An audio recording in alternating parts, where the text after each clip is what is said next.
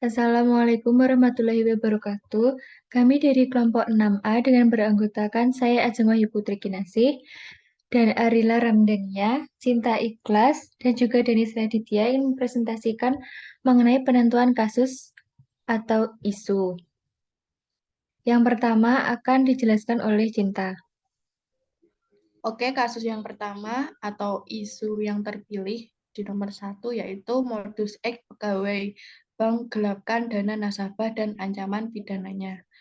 Deskripsi dari isu tersebut adalah mantan pegawai Bank Sultra berinisial AGK diduga telah menggelapkan dana nasabah dalam nominal 1,9 miliar. Tak sekali dua kali, perbankan nasional diterpa isu penggelapan dana nasabah yang dilakukan oleh karyawan atau mantan karyawannya sendiri.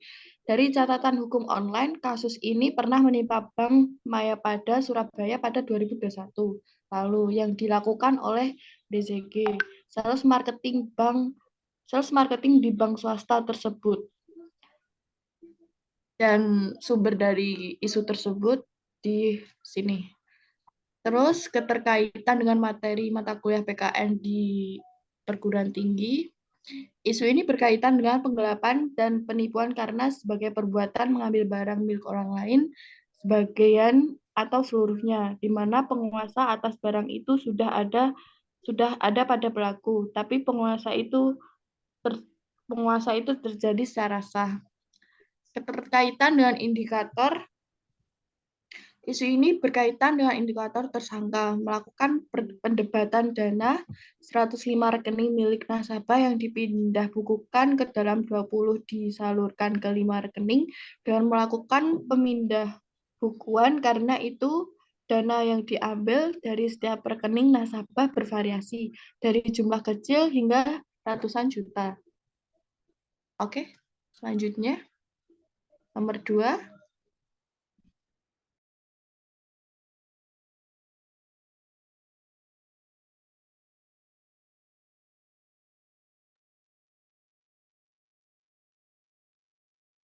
Yang atas jangan lupa.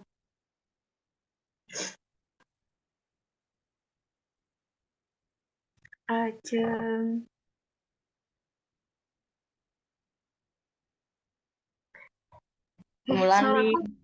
Suaraku apa enggak sih? Melapu ya. Yang kedua, isu terpilih adalah Puan Maharani merayakan ultah di tengah kenaikan BBM. Deskripsinya, perayaan ulang tahun Ketua DPR RI Puan Maharani saat pelaksanaan sidang paripurna memancing amarah masyarakat Indonesia. Ketua DPR RI sempat dilaporkan ke Mahkamah Kehormatan Dewan karena Puan dan para jajaran anggota Dewan merayakan hari jadi di tengah demo kenaikan BBM. Keterkaitan dengan mata kuliah, isu ini berkaitan dengan materi kewajiban dan hak negara karena negara Indonesia adalah negara demokrasi di mana petinggi harus mendengarkan suara dari rakyat. Rakyat memiliki hak untuk mengaspirasikan suaranya kepada pemerintah. Keterkaitan dengan indikator, isu ini berkaitan dengan indikator mengurangi ketimpangan karena masyarakat yang melakukan demo untuk menolak kenaikan BBM di luar gedung DPR, mereka merasa keberatan, sedangkan para anggota dewan bersikap tidak peduli. Untuk selanjutnya akan dibacakan oleh teman saya. Yang ketiga, isu terpilihnya adalah dugaan soal kasus data pribadi banyak yang bocor, sikap Kominfo yang terkesan lepas tangan. Dengan deskripsi, pemerintah menghadapi serangkaian dugaan kebocoran data yang terjadi pada beberapa instansi. Menteri Komunikasi dan Informatika, Joni, enggan menjawab pertanyaan-pertanyaan DPR perihal tanggung jawab kebocoran data akibat serangan cyber karena bukan ranahnya dan melempar kepada Badan Cyber dan Sandi Negara atau BSSN dengan dalih hukum peraturan pemerintah nomor 71 tahun 2019 tentang penyelenggara sistem dan transaksi elektronik. Keterkaitan dengan mata kuliah PKN, yaitu isu ini berkaitan dengan hak asasi warga negara dikarenakan data-data yang bocor merupakan data pribadi warga negara dan berkaitan mengenai ketahanan negara karena adanya kebocoran data yang dilakukan oleh pihak luar. Keterkaitan isu ini dengan SDGs, yaitu Isu ini berkaitan dengan indikator infrastruktur, industri, dan inovasi karena kurangnya pengembangan keamanan dalam teknologi informasi dan komunikasi. Untuk isu yang keempat akan dilanjutkan oleh Arila. Kemudian untuk isu yang terakhir adalah istri Verdi Sambo tak ditahan karena alasan kemanusiaan. Untuk deskripsinya, istri Irjen Verdi Sambo, Putri Chandrawati tidak ditahan sesuai pemeriksaan kedua berstatus sebagai tersangka pembunuhan berencana terhadap Brigadir Nopriansah Yosua Huta Barat atau Brigadir J. Putri tidak ditahan karena alasan mempunyai anak kecil dan kondisi kesehatan yang tidak stabil. Hal ini tentunya membuat banyak masyarakat yang tidak setuju terhadap keputusan tersebut. Pasalnya, istri Verdi Sambo sudah ditetapkan sebagai tersangka dalam kasus pembunuhan berencana. Untuk literaturnya bisa dilihat pada link tersebut. Kemudian, untuk keterkaitan dengan mata kuliah, isu ini berkaitan dengan materi penegakan hukum di Indonesia. Karena walaupun negara Indonesia adalah negara hukum, tetapi penegakan hukum di Indonesia ini seperti tajam ke bawah dan tumpul ke atas.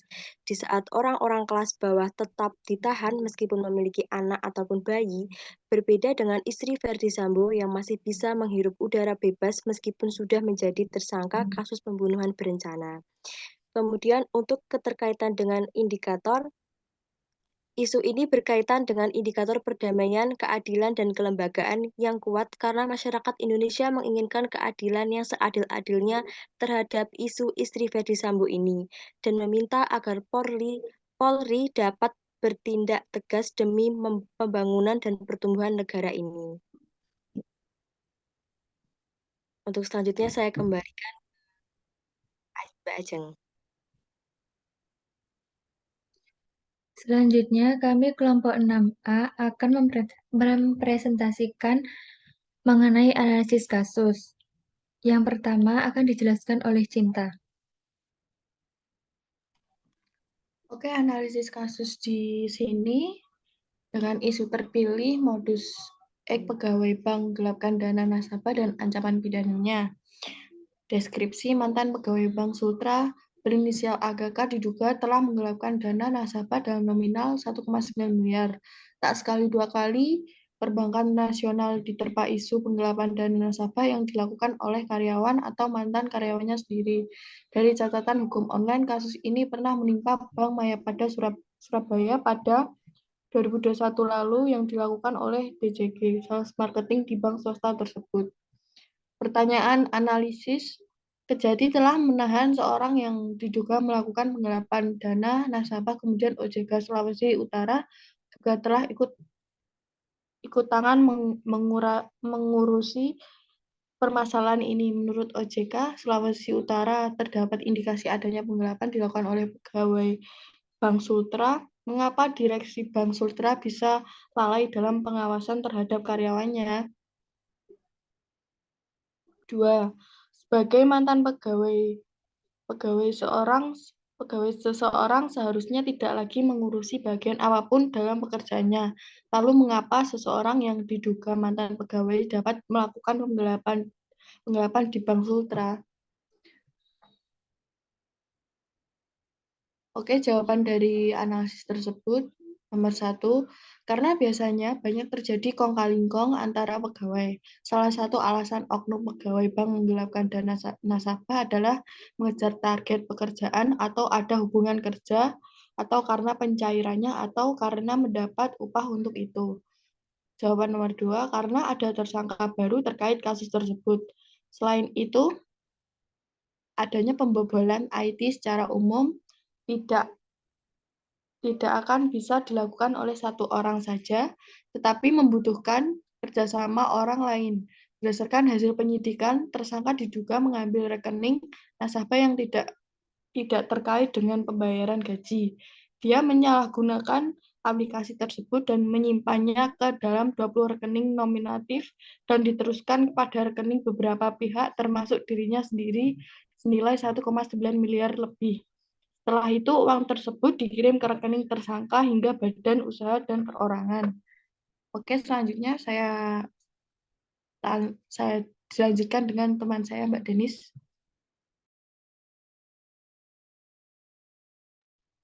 Untuk isu yang kedua, Puan Maharani merayakan ulang tahun di tengah kenaikan BBM. Deskripsi, perayaan ulang tahun Ketua DPR RI Puan Maharani saat pelaksanaan sidang paripurna memancing amarah masyarakat Indonesia. Ketua DPR RI sempat dilaporkan ke Mahkamah Kehormatan karena Puan dan para jajaran anggota Dewan merayakan hari jadi di tengah demo kenaikan BBM. Pertanyaan analisis yang pertama, setelah melihat sikap acuh terhadap aspirasi bangsa Indonesia, apa yang seharusnya kita lakukan sebagai mahasiswa yang seharusnya menerapkan Tridharma perguruan tinggi dalam menanggapi isu ini? Jelaskan. Yang kedua, Puan Maharani digadang-gadang menjadi salah satu calon presiden untuk menggantikan Joko Widodo di 2024 nanti. Setelah kita melihat jelas kapitalisme dalam birokrasi pemerintahan Indonesia, apa saja sikap tegas mahasiswa yang seharusnya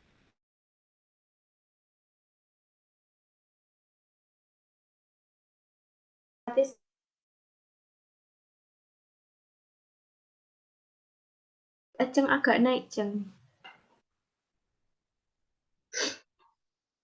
Yang pertama, mahasiswa adalah tulang punggung pembangunan negara, terutama dalam kaitannya dengan pengembangan ilmu pengetahuan sebagai faktor yang dapat mendorong kemajuan masyarakat.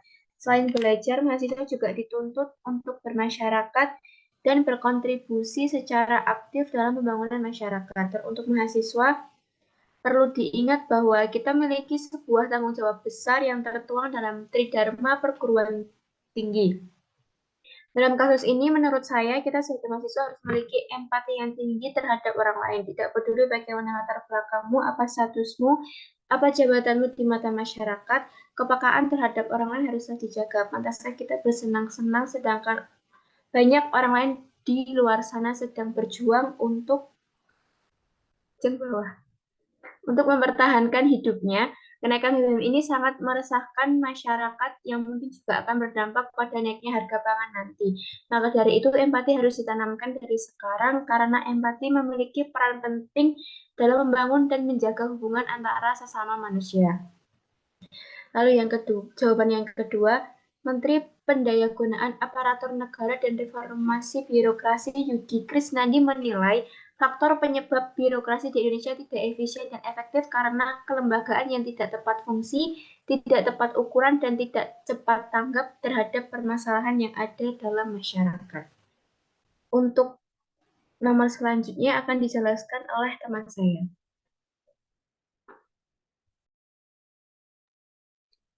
Untuk yang ketiga, yaitu dugaan soal kasus data pribadi banyak yang bocor, sikap Kominfo yang terkesan lepas tangan. Dengan deskripsi, pemerintah menghadapi serangkaian dugaan kebocoran data yang terjadi pada beberapa instansi. Menteri Komunikasi dan Informatika Johnny G. Plate enggan menjawab pertanyaan-pertanyaan DPR perihal tanggung jawab kebocoran data akibat serangan cyber karena bukan ranahnya dan melempar kepada Badan Cyber dan Sandi Negara atau BSSN dengan dalih hukum Peraturan Pemerintah Nomor 71 Tahun 2019 tentang penyelenggara sistem dan transaksi elektronik. Pertanyaan analisis yang pertama yaitu, setelah mengetahui pemerintah yang bersikap tak acuh, apa yang akan dilakukan oleh tim cyber security milik Indonesia? Yang kedua yaitu lalu bagaimana dengan adanya berita bahwa cyber security milik Indonesia bisa salah dalam melakukan penangkapan hacker tersebut? Untuk jawaban analisis yang pertama yaitu kasus kebocoran data yang diungkap oleh akun anonim Bjorka bukanlah satu-satunya ancaman keamanan cyber. Namun kejadian tersebut terus berulang setiap tahunnya. Sejak Januari hingga September kemarin terdapat 7 kasus besar kebocoran data pribadi. Dari kasus tersebut menunjukkan lemahnya sistem yang membentengi keamanan IT. Maka dari itu perlunya meningkatkan sistem keamanan data. Dari kasus tersebut, pemerintah sedang melakukan analisis terkait kebocoran data tersebut dan berkoordinasi dengan tim Satuan Tugas Keamanan Cyber. Untuk jawaban analisis yang kedua yaitu, seorang pemuda diduga merupakan hacker Bjorka yang ditangkap di Madiun, Jawa Timur pada 14 September kemarin. Namun polisi mengatakan bahwa masih belum bisa menyimpulkan apakah pria tersebut adalah Bjorka. Bjorka sendiri merespon mengenai kabar penangkapannya merupakan kesalahan Dark Tracer yang menginformasikan atas penangkapan seorang pria tersebut. Untuk kasus keempat akan dilanjutkan oleh Arila. Untuk selanjutnya, isu yang terpilih adalah istri Verdi Sambo tak ditahan karena alasan kemanusiaan. Deskripsinya, istri Irjen Verdi Sambo Putri Chandrawati tidak ditahan sesuai pemeriksaan kedua berstatus sebagai tersangka pembunuhan berencana terhadap Brigadir Nopriansah Yosua Huta Barat atau Brigadir J. Putri tidak ditahan karena alasan mempunyai anak kecil dan kondisi kesehatan yang tidak stabil. Hal ini tentunya membuat banyak masyarakat yang tidak setuju terhadap keputusan tersebut. Pasalnya, istri Verdi Sambo sudah ditetapkan sebagai tersangka dalam kasus pembunuhan berencana. Untuk pertanyaan analisis, yang pertama, dalam pernyataan di atas, apakah keputusan yang dibuat sudah sesuai dengan nilai-nilai Pancasila pada sila kelima? Dan menurut kalian, jika keputusan itu sudah tepat, bagaimana cara terbaik untuk meyakinkan masyarakat yang tidak setuju supaya tidak terjadi hal yang tidak diinginkan? Pertanyaan kedua, dari kasus di atas terlihat bahwa pihak kepolisian sedang melindungi tersangka istri Irjen Verdi Sambo.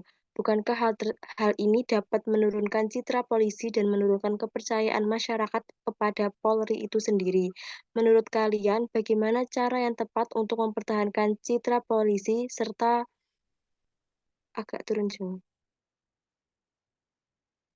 mempertahankan kepercayaan masyarakat terhadap polisi? Untuk jawaban dari pertanyaan tersebut, menurut kelompok kami, cara terbaik untuk meyakinkan masyarakat dan mempertahankan kepercayaan masyarakat kepada polisi adalah dengan berperilaku adil kepada seluruh masyarakat, tidak terkecuali istri Irjen Verdi Sambo Putri Chandrawati. Jika memang Ibu Putri terbukti bersalah, maka tetap harus ditahan.